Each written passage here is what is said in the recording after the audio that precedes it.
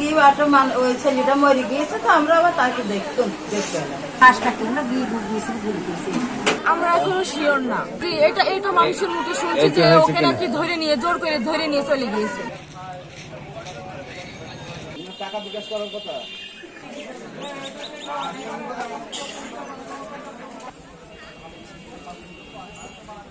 জিনিসটা তো হচ্ছে, আমরা তো শুনছি যে ঘাস কাটতে গিয়েছে,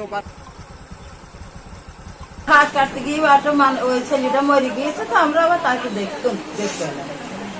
তা এখন তো বাড়িতে বয়সে তো নিয়ে চলে গেছে, নাচনিয়ে চলে গেছে, হিসেবে নিয়ে গিয়েছে। ঘাস কাটতে যাওয়ার পরে ওপরে দেখায় কলা বাগান, বাংলাদেশ চাষ করেন, আমাদের বাংলাদেশের লোক ওপরে চাষ করে ইন্দ্রবারে ঘাস কাটতে গেছে।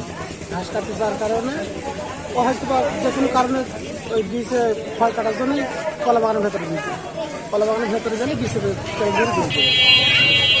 এখন পরস্পর আমরা তো মাঠে ছিলাম, মাঠে বাড়ি শুনছি পরস্পর গুলি করে মেডিকেলে দিয়েছে। মাঠে বাড়ি আলো এসে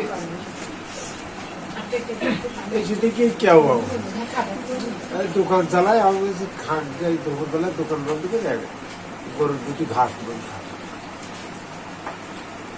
বলছে ঘাস কাটতে